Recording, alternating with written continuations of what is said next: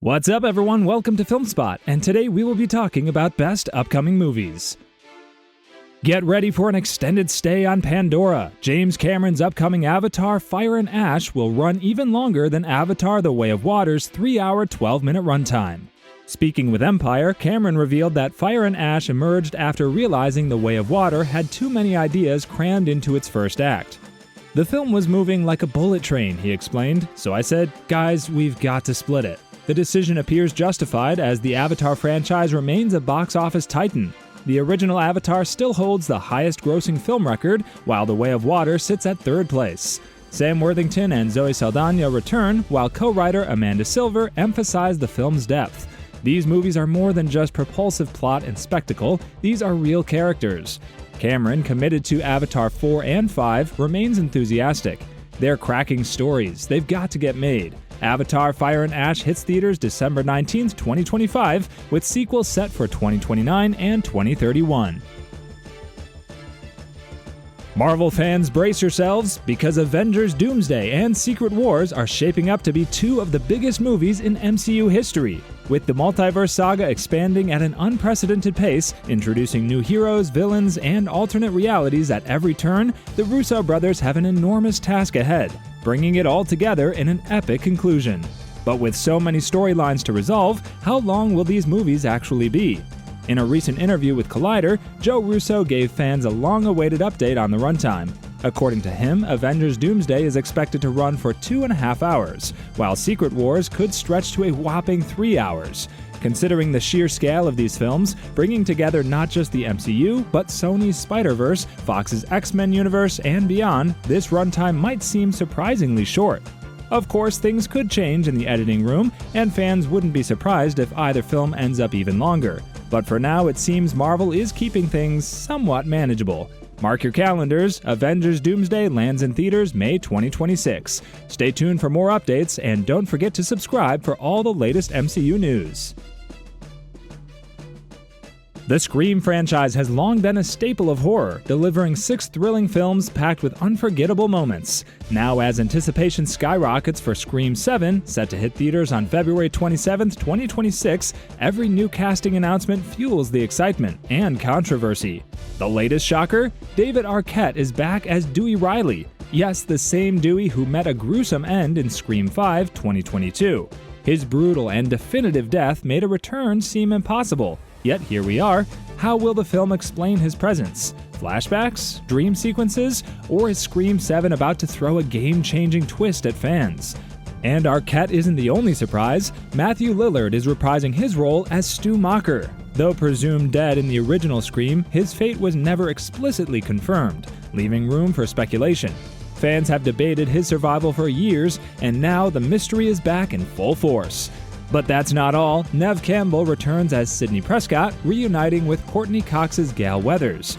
With so many legacy characters back in action, Scream 7 could be a nostalgia-fueled masterpiece, or a chaotic mess. Will this be a horror classic or a misstep? We'll find out in 2026. Until then, stay tuned for more updates. Horror fans, get ready, because the sequel to 2019's cult hit Ready or Not is officially on the way. After a detour into the Scream franchise and last year's vampiric thriller Abigail, directors Matt Bettinelli-Olpin and Tyler Gillette are heading back to their breakout film. And they're bringing some familiar faces along for the ride. Samara Weaving is confirmed to return as Grace, the resourceful bride who survived her new in-laws' deadly game of hide-and-seek.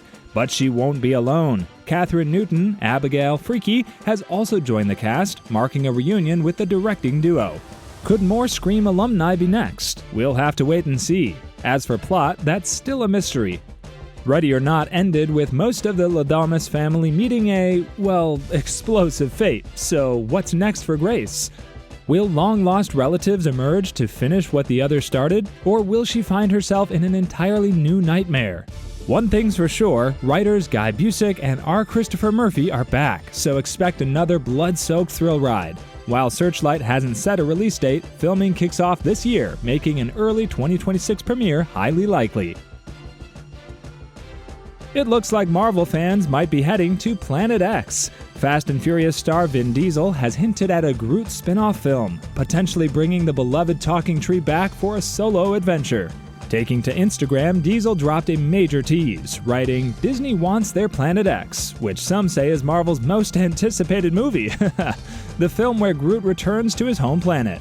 While there's no official confirmation yet, the idea of a movie exploring Groot's origins is already generating massive buzz. Diesel has voiced Groot across multiple MCU films, including the Guardians of the Galaxy trilogy, Avengers Infinity War, Endgame, and Thor: Love and Thunder.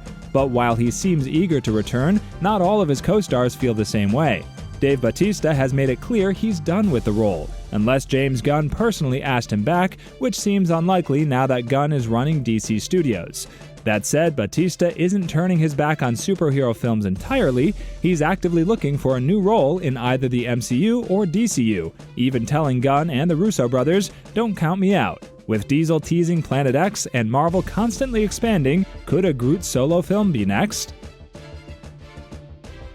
The MonsterVerse is expanding once again, and this time it's bringing in a familiar face from Stranger Things. The highly anticipated sequel to Godzilla X Kong: The New Empire has officially cast Matthew Modine, best known as Dr. Brenner from Netflix's hit sci-fi series. Modine joins an already stacked cast, which includes newcomers Caitlin Dever, Jack O'Connell, and Delroy Lindo, alongside returning star Dan Stevens as Trapper. The sequel, directed by Grant Sputor with a script by David Callahan, promises to raise the stakes as Godzilla and Kong unite once more to battle a cataclysmic world-ending threat.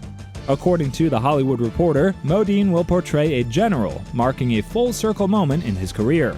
The actor first gained fame in the 1980s with Full Metal Jacket, where he played a U.S. Marine, making this commanding role a fitting evolution.